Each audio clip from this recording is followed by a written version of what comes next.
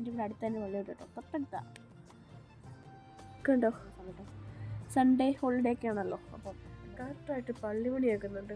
നടന്നിട്ടൊക്കെ വരാം.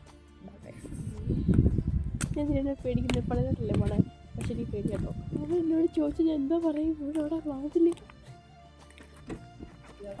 ഓക്കെ ഡാങ്ക് ഷോർ. പോയ കാര്യം സക്സസ്ഫുള്ളി പൊളിഞ്ഞിരിക്കുന്നു.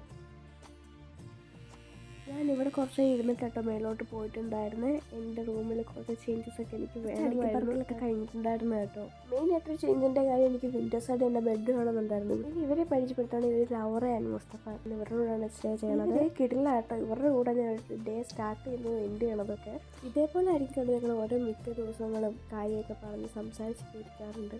ഓരോ സ്കിൻ കെയർ ഒക്കെ ചെയ്ത് ഉറങ്ങാറുണ്ടപ്പോൾ. അപ്പം ടാറ്റ.